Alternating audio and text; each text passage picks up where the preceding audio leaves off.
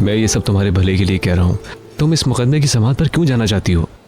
फातिमा गुल को ज़बान दी है मैंने, उसके हक में गवाही दूंगी, दुनिया को उनके असली चेहरे दिखाऊंगी। लेकिन आखिर में नुकसान तुम ही को पहुंचेगा।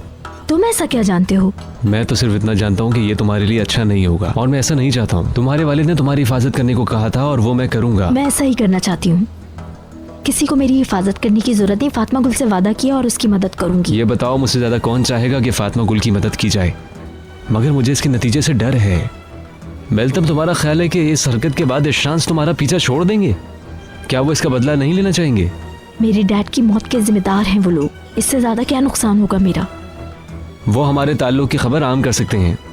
और वो उसे साबित कैसे करेंगे? तुम्हें याद है कि यासिर तुम्हारा पीछा कर रहा था? जब तुम घर से निकली थी तो तुमने देखा था उसे। हो सकता है कि वो घर में घुसकर हमें देख चुका हो। कैसी बातें कर रहे हो? सकता है इन्होंने हमारे लिए ऐसा जाल बिछाया हो जैसा तुम्हारे वालिद के लिए बिछाया था। तुम्हारा मतलब है उन्होंने हमारी वीडियो बनाई होगी?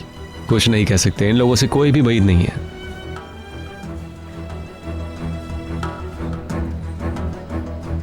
तुम्हारा नाम वैसे ही अखबारों में इन कमीने लोगों के साथ लिया जा रहा है। मैं तो सोच भी नहीं सकता था कि ऐसा होगा। क्या तुम फिर अपनी रुसवाई बर्दाश्त कर सकती हो? क्या तुम्हारी वालिदा बर्दाश्त कर सकती हैं? वो एक बार फिर बिगड़ जाएंगी। तुमने सोचा है ये? क्या तुम अपनी माँ के साथ ऐसा कर सकती हो? तुम वैसे ही उनकी दुश्मन हो। तुम्हें अंदाजा नहीं है कि वो लोग तुमसे कितनी नफरत करते हैं। तुम्हारा फातिमा गुल के हक में गवाही देना उनके गुस्से को और हवा देगा। तुम्हारे लिए जिंदगी गुजारना कितनी मुश्किल हो जाएगी मेलतम, तुम सोच भी नहीं सकती।